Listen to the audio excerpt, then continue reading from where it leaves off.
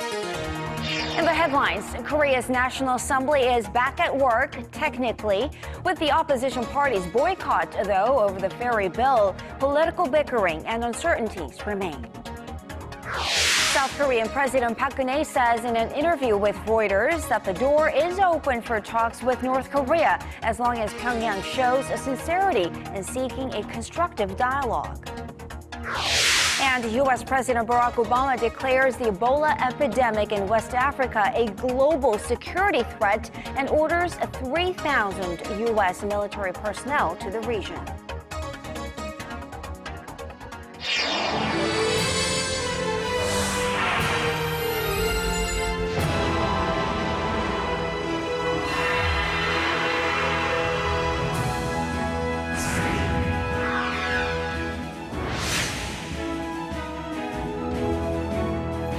Welcome to Primetime News, live from Seoul. I'm Sean Lim. And I'm Kang Chery. Thanks so much for joining us tonight. Public patience is wearing thin as lawmakers in Korea have failed to pass a single bill since early May. And under orders from the Assembly Speaker himself, standing committees did restart legislative activities today. But nearly half the members are missing as the opposition continues its boycott over the so-called ferry bill. Our National Assembly correspondent Ji Myung-kil reports on the disarray. The National Assembly's standing committees are back at work. They began reviewing pending bills Wednesday and now have a timetable for plenary sessions, government audits, and hearings over the next 3 months. But there's less certainty about how much lawmakers of the New Politics Alliance for Democracy will be participating. They are boycotting all parliamentary proceedings over the unpassed Seoul ferry bill. But the ruling party says it may proceed with voting on some 91 draft bills that have already been reviewed by both parties, whether the opposition is present or not. We have decided to proceed with legislative activities for the country and the people. We will continue our dialogue with the opposition party to normalize parliament. But before that can happen, the main opposition New Politics Alliance for Democracy will have to normalize its own party. Despite increasing pressure from members of her own party to step down, its interim chief Park Young-sun said Wednesday that she wasn't going anywhere and also had words for President Park Geun-hye. It is unbelievable that President Park sent an ultimatum to the National Assembly calling for its normalization. This clearly shows that the presidential office has been meddling in the Seoul bill negotiations behind the scenes.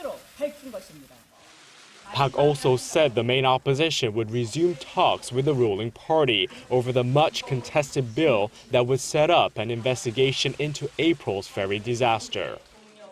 With Park Young-sun staying on, Korea's main opposition party will now try to regain its political footing, come to an agreement with the ruling party on the matters of contention, and resume its legislative duties at the National Assembly.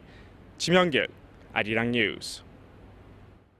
South Korean President Park Geun-hye says that she would be glad to hold talks with North Korea as long as Pyongyang shows sincerity in seeking constructive dialogue. Our Choi Yoo-sun has more.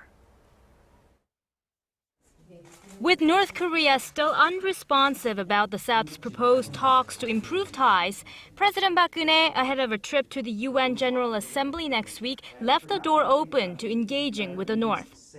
고위급 접촉을 제의한 데 대해서 좀 빨리 호응을 해서 대화를 하자 이렇게 말할 수 있는 기회가 있다면 좋겠습니다.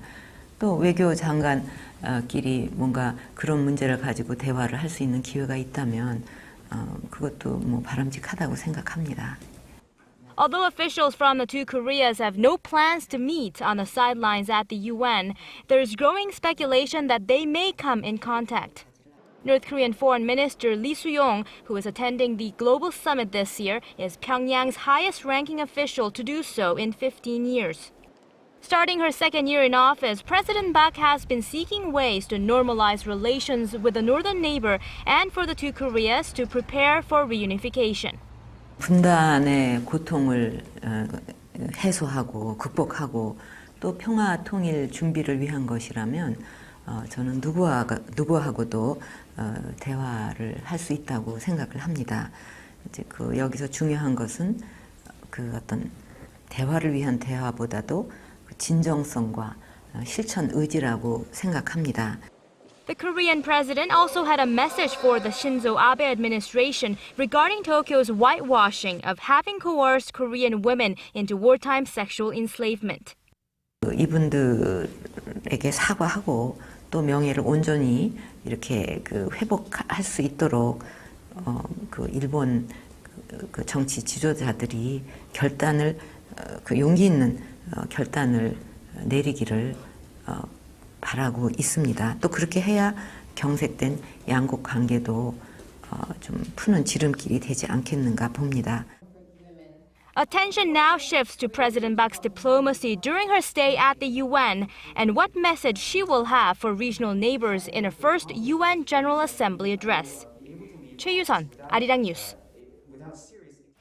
While 3 American men are pleading to be released from North Korea, some are trying to defect into the communist state. A young American was caught trying to enter North Korea earlier this week, and his attempt is rehashing attention on a number of others who actually made it over the border. Our Kwon-swa has more.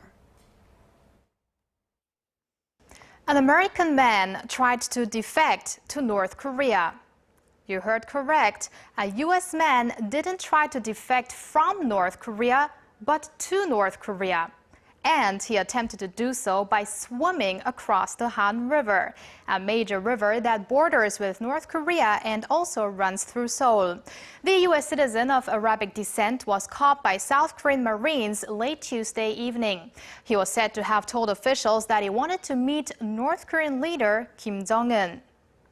Now, while this man's attempt is generally being viewed with the same seriousness as Dennis Rodman's visits to the north, the incident has stirred up stories of other Americans who actually did succeed in entering North Korea. Larry Abshir was the first U.S. soldier to defect to the north. In 1962, the then teenager walked across the demilitarized zone to live in Pyongyang. His affection towards the country led him to appear in North Korean propaganda films. Now, 3 months later, another gave it a try.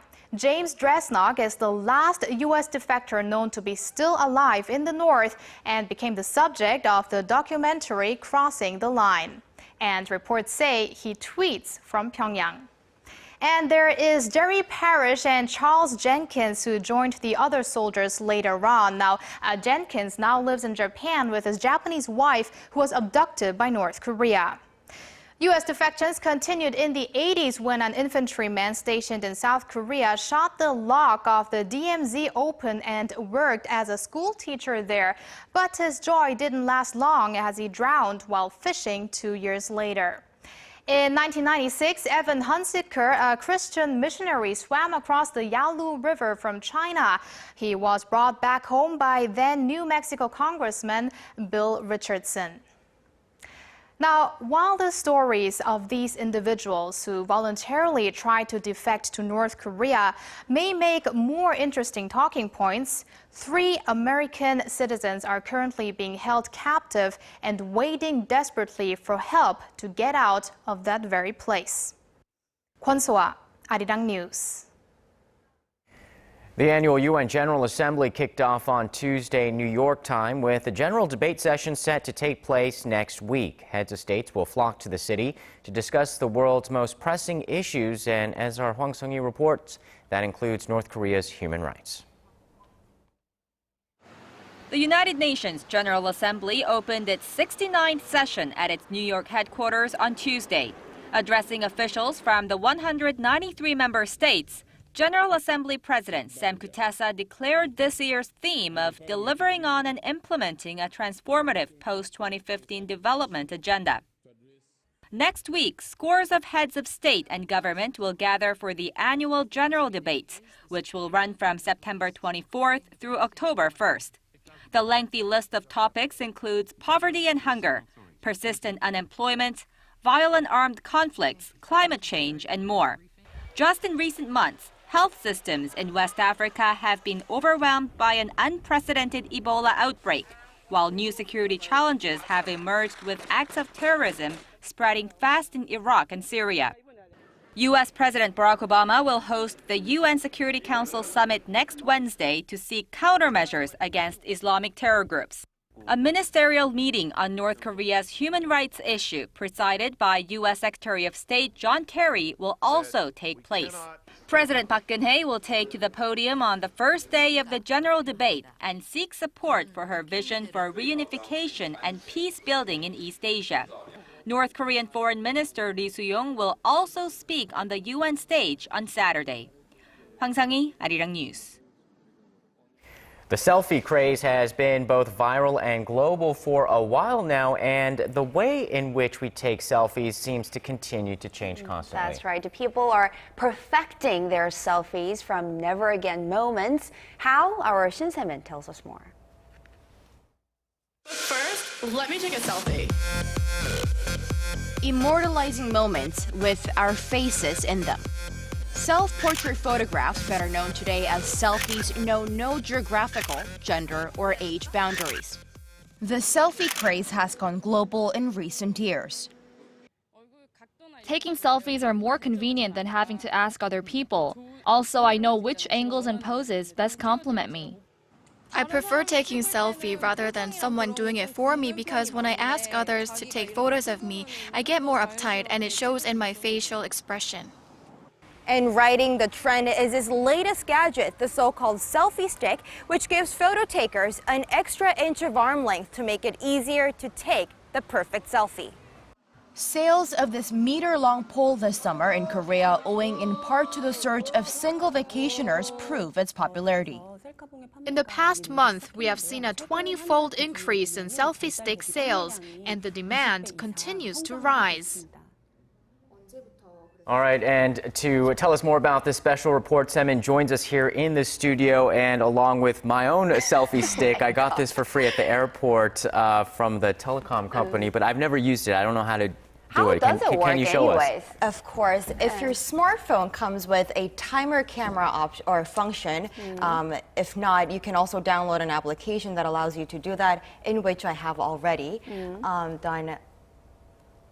Okay. 3, oh my 2, gosh, 1. we're It's taking a supposed to selfie. Oh, we're taking it right now. Okay, on Okay. air. Okay, we have to do this, right? All right, Great. so We just did it. no, but seriously, with these sticks or not, I mean, selfies are certainly mainstream now. And you know what? I have a confession to make. Yes. I've been secretly collecting all the selfies of our reporters. Jiyeon there. Take a look. Myung-kil, It's not working. the duck face was That's in the office, big- by the way. And Jisun, like, not concentrating on the road. Right, and our morning I guess anchor. having some beer. Oh, you haven't been looking nice in those shades. And I love it when people don't look at the camera when they're taking a selfie.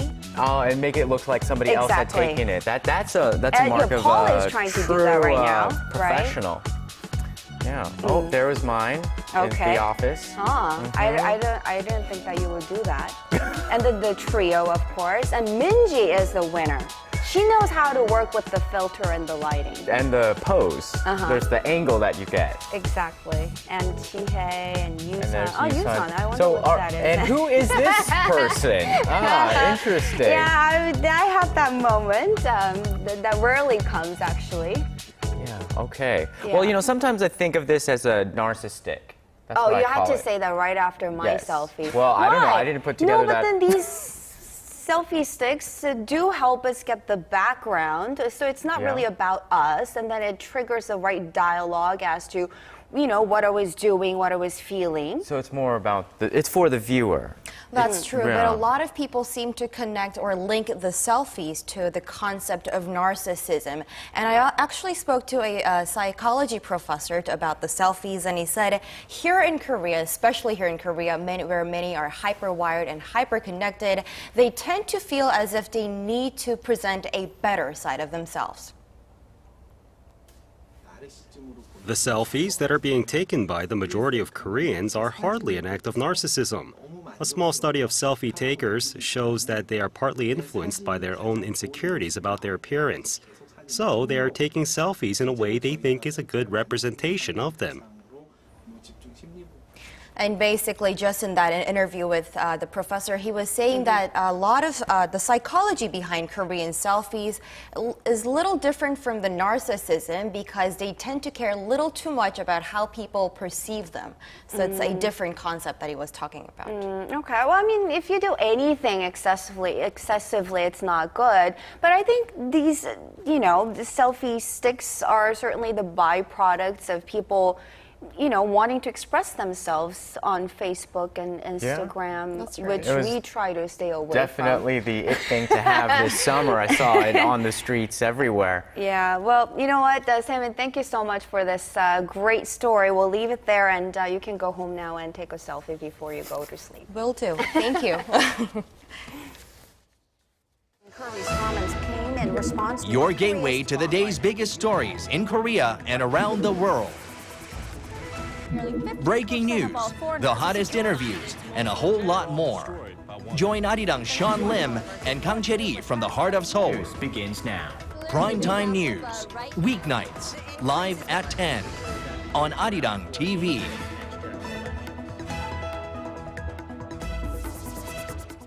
If there's one fundamental question most people ask themselves, it's probably, are you happy? Well, one global research firm went out to quantify happiness among a broad range of people from around the world. Our Kim Ji-yeon shows us that happiness, though, in Korea is a bit hard to find.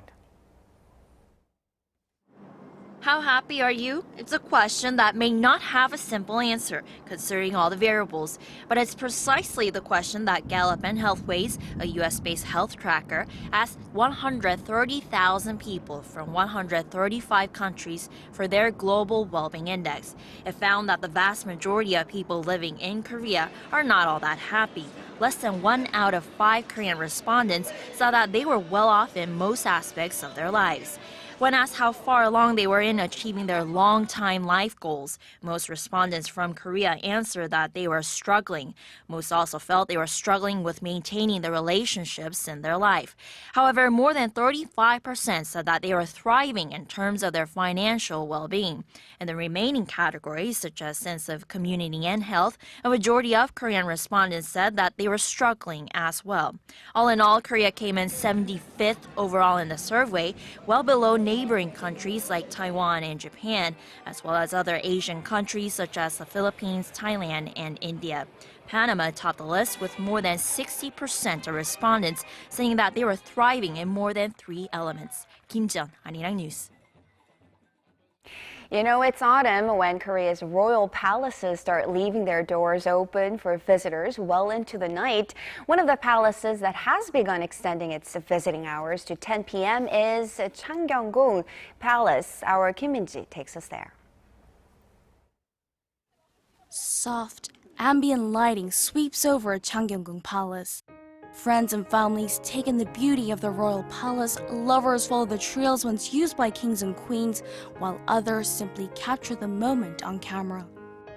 It's great. The light really brings it out. It brings out the architecture in the dark. It's my first visit at night. I'm happy that I get to show such beautiful places to my boyfriend. Changsa-chorong, or traditional Korean lanterns placed around the palace grounds, amplify the beauty of the royal structures. Visitors sit around the palace sharing their stories as the night deepens. The palace is extremely beautiful, and we are enjoying the quiet and gentle atmosphere here. Although tickets for the night tours are no longer available online, foreigners and the elderly can buy tickets on site for 1,000 won, or about $1. Kim Min-ji, Arirang News.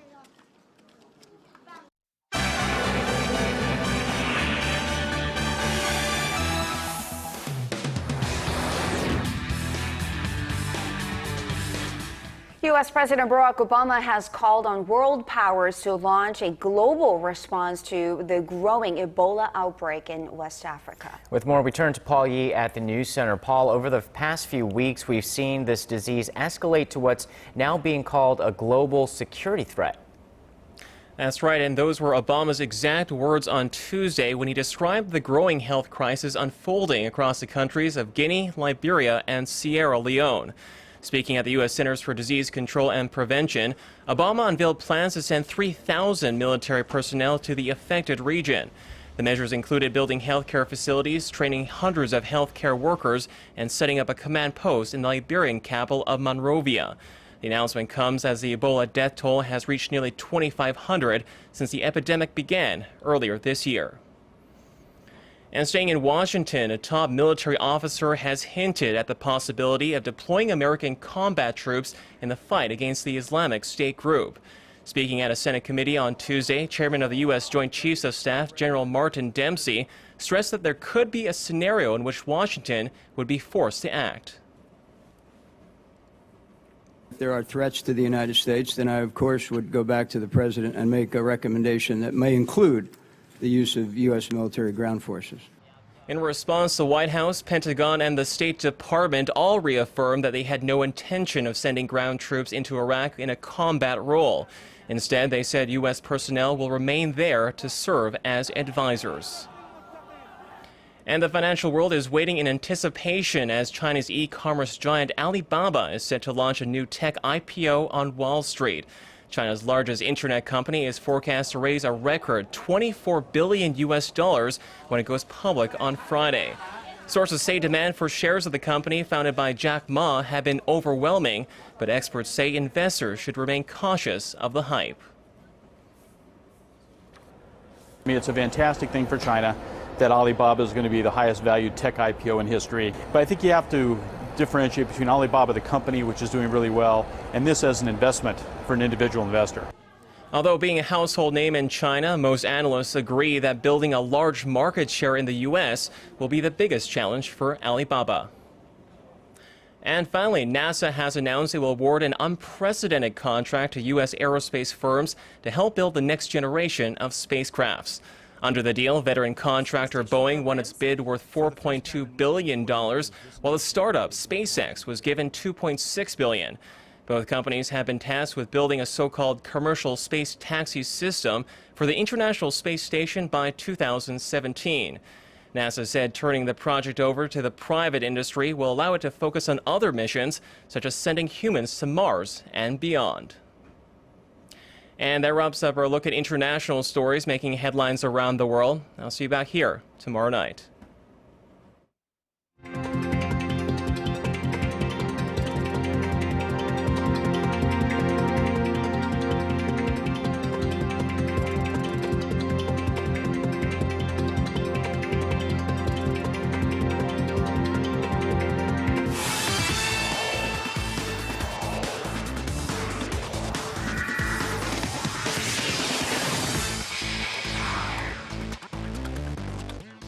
Hello and welcome to sports. And like we've been teasing all week long, the Asian Games, the continent's largest sporting event, is opening on Friday.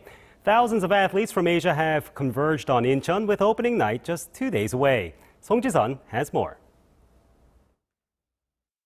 Athletes from all over Asia are descending upon Incheon as the clock ticks toward the opening ceremony of the 17th Asian Games on Friday. South Korea's biggest team ever at over 8,000 athletes and officials have already begun unpacking in Incheon, while North Korea's main ASEA delegation arrived on Tuesday. The North delegation will hold a flag-raising ceremony at the Athlete Village at 10 a.m. on Thursday, while the South Korean athletes will hold their own at 4 p.m. In the meantime, the South baseball team, which is defending its title from Gwangso 2010, began training for their first game against Thailand on Monday evening.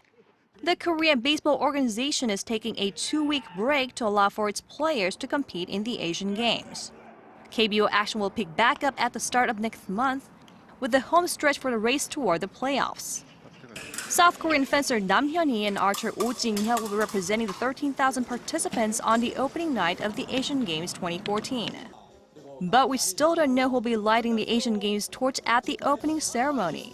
The flame has been traveling around Korea for a month now and will be passed around the host city of Incheon on Wednesday before finding a new home at the main stadium on Friday. Song Ji-sun, Arirang News. Well, the Asian Games torch is finally in Incheon, but football's already underway. Both the South Korean men and women were in action tonight, so let's get to the recap. First to the men. Handful of set pieces skimmed the bar, but the Taeguk Warriors stood firm for their second group stage win and the first place on the standings, beating Saudi Arabia 1-0. Now for the ladies, the home team started red hot, scoring 5 before the half and also blew the top off in the second half, winning 10-0 for a pair of wins in their Group A. Now more football, and now to the AFC for two more competitions. First, the Under-16 AFC Championship semis. Korea's Messi, Lee Seung-woo scored one and helped four en route to South Korea's 7-1 victory and a spot in the finals on the 20th. Meanwhile, for the Asia's Champions League semifinal, host FC Seoul and the Western Sydney Wanderers drew 0-0 in their first leg of the club competition. And now to golf. Rory McIlroy's great year continued as his peers voted him the PGA of America's Player of the Year and at the same time was awarded the Varden Trophy. 25-year-old won 3 events this year, including 2 major wins at the Open and PGA Championships, and he beat out the likes of Billy Horschel and Martin Keimer. The Varden Trophy, on the other hand, is given to the golfer with the lowest adjusted scoring average in the world, and McIlroy had a figure of 68.95 in 66 rounds. And that wraps it up for now. This has been Stephen Che. Your weather update is up next.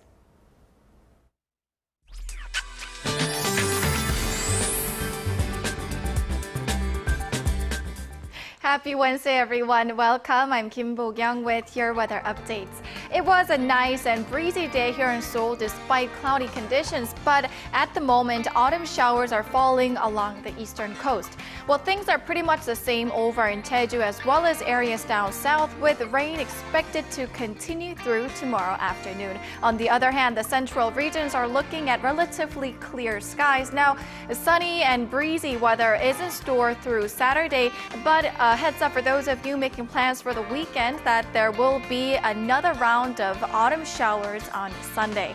Here are the readings for Thursday. Seoul will mix it to 28 degrees, Gwangju to 25, Busan 24. On to other places.